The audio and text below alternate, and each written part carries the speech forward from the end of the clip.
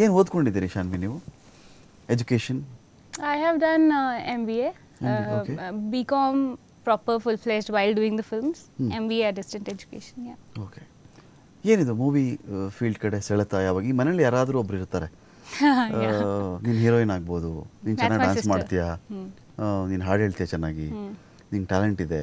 ಯಾರಾದರೂ ಒಬ್ಬರು ಮನೇಲಿ ಒಂದು ಹುಡುಗನ ನೋಡಿದ್ರೆ, ಒಂದು ಹುಡುಗಿ ಜಾಸ್ತಿ ಮಾತಾಡ್ತಿದ್ರೆ ನೀನು ಲಾಯರ್ ಆಗಬಹುದು ಅಂತಾರೆ.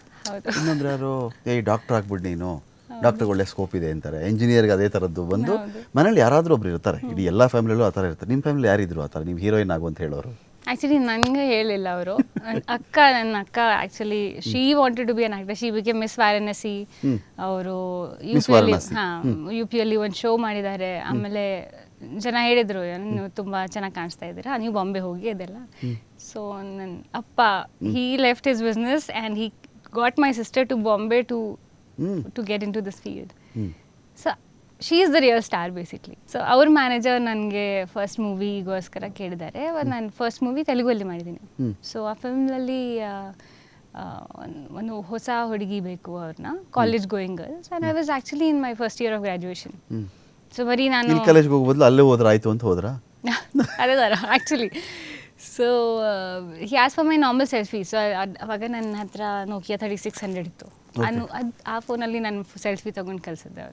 They call me for audition and I went ahead. Filters ಇರಲಿಲ್ಲ ಅನ್ಸುತ್ತಾಗ? ಹಾಂ, ಎಕ್ಸಾಕ್ಟ್ಲಿ, ಫಿಲ್ಟರ್ಸು ಇಲ್ಲ ಅವಾಗ. So it was not my plan. I didn't, because ನಾನು ನೋಡಿದೆ ನನ್ನ ಸಿಸ್ಟರ್ನ ಅಪ್ಪನ ಸ್ಟ್ರಗಲ್ ಮಾಡೋದು ನಾನು ನೋಡಿದೆ. So I was not very interested. I wanted to go in bank examination. I wanted to be a bank employee. I don't know what I wanted to be. I forgot also what I actually wanted to be.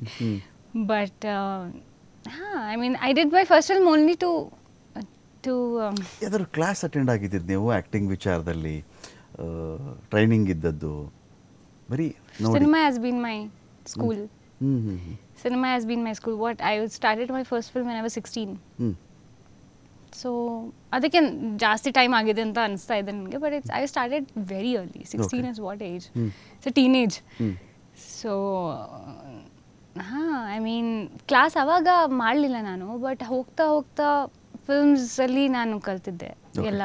ಆಮೇಲೆ 2021 ನಾನು first proper acting workshop ಮಾಡಿದೆ. That's after Avanesh Shivanarayan also.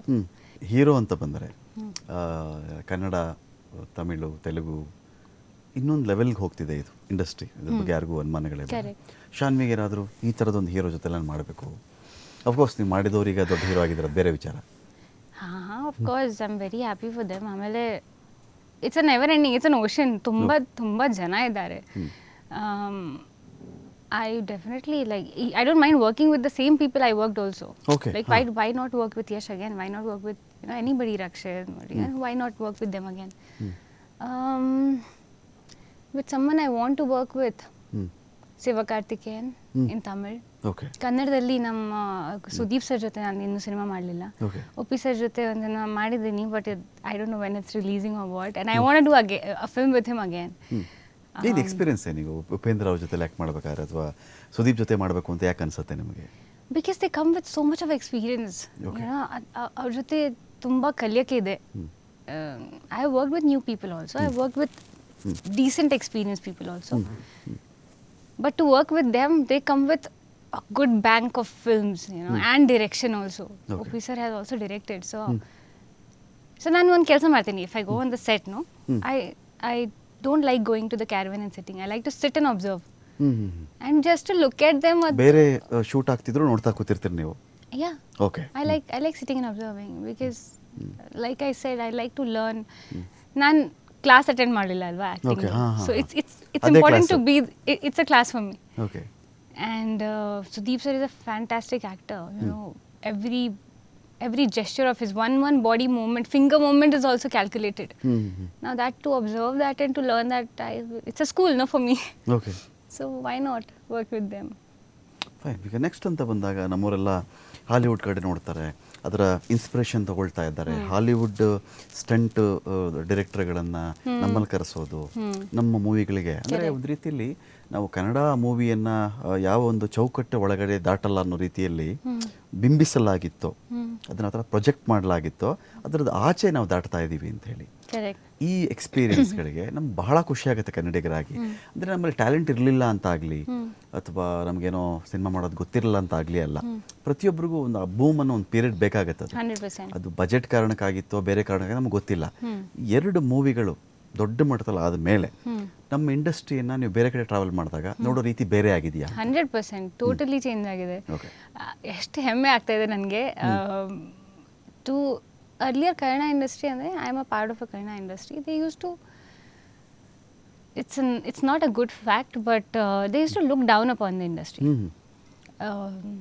So I used to avoid, ನಾನು after ಅವಾರ್ಡ್ಸಲ್ಲಿ after ಪಾರ್ಟೀಸಲ್ಲಿ ನಾನು ಹೋಗೋಕ್ಕೆ avoid ಮಾಡ್ತಾ ಇದ್ದೆ, because they use to look down upon the Kannada industry. And because ಆ ಲೆವೆಲ್ದು ಸಿನಿಮಾ ಏನೂ ಬರ್ತಾ ಇಲ್ಲ ಅವಾಗ. But the way they talk about it now is very good.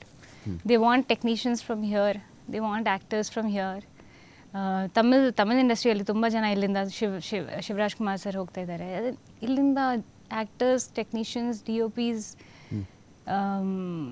Even the films are coming, they are shooting here in Karnataka.